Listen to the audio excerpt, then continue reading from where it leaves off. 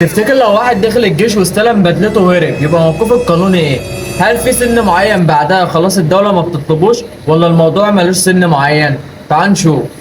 بص يا سيدي، مفيش سن ثابت بينتهي بيه الخدمة العسكرية في حالة الهروب من الجيش، لكن العقوبة بتتحدد على حسب سن الهارب ووقت ما اتهموه بالهروب. طيب لو اتقبض عليه أثناء فترة التجنيد، هنا العقوبة واضحة جدا، بيتسجن وبيرجع يكمل فترة خدمته العسكرية، وكمان بيتحاكم بتهمة الهروب من الخدمة العسكرية. أما بقى لو سلم نفسه بعد ما تم 36 سنة وما اتقبضش عليه قبل كده، العقوبة هنا بتتحول من حبس لغرامة مالية فقط. طب في حاجة مهمة أوي، لو كان الهروب ده حصل قبل 1/4/2004 فالقانون القديم بيقول إن السن القانوني ساعتها كان 30 سنة ويوم واحد. طيب لو كان بعد 1/4/2004 هنا بقى السن القانوني 36 سنة وده القانون الجديد.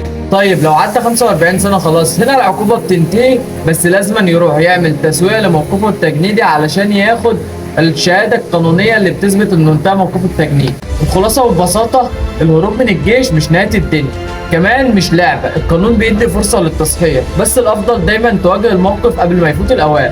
اعرف حقك علشان ما تقعش في الغلط. سلام.